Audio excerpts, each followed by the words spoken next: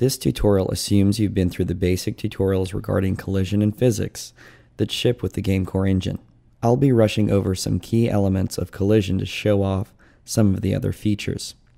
If you haven't done the tutorials that come built into GameCore, I don't think you'll be able to follow along, so go ahead and take 10 minutes and bang those out really quick. I started with the world I usually start with. I have an editable terrain and I have enabled the sky system. I used the grass texture that I've included in a few tutorials, but it's unnecessary. I've included our friend wall1.fbx again for use in the video, but any old object will do in a pinch. Otherwise, we'll be using template objects, but go ahead and feel free to use whatever you'd like. Let's start off by adding our friend wall1.fbx from the Object File Navigator.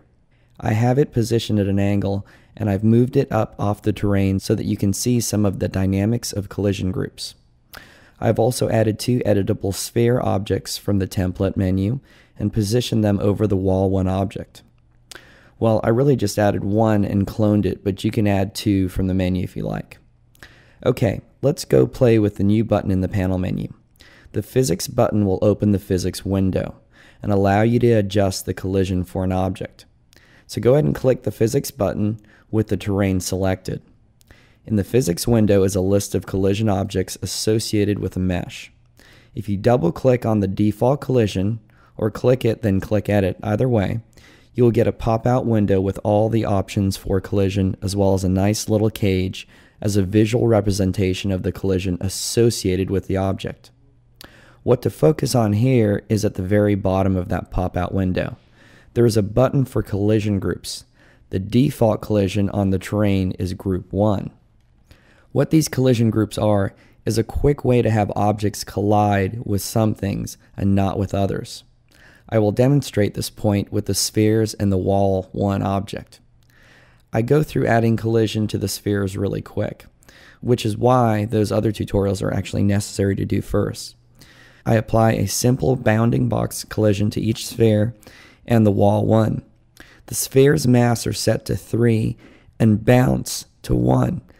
A mass of 0 is infinite and it won't move. The wall1 has a mass of 0. What is important to note is the collision groups for these three objects. The wall1 collision group is set to 2. The terrain is set to 1. I set up one sphere's collision group to 1 and 2, and the other sphere just to collision group 1. So when I click the test physics button, the first sphere bounces on the wall and the second sphere passes through the wall and bounces on the terrain. I go back and change the second sphere's collision type to sphere and adjust the radius. I then make sure to make the second sphere affected by collision group 2, also so it bounces off the wall. Collision groups are a really handy optimization tool and are really useful for handling all types of colliding objects.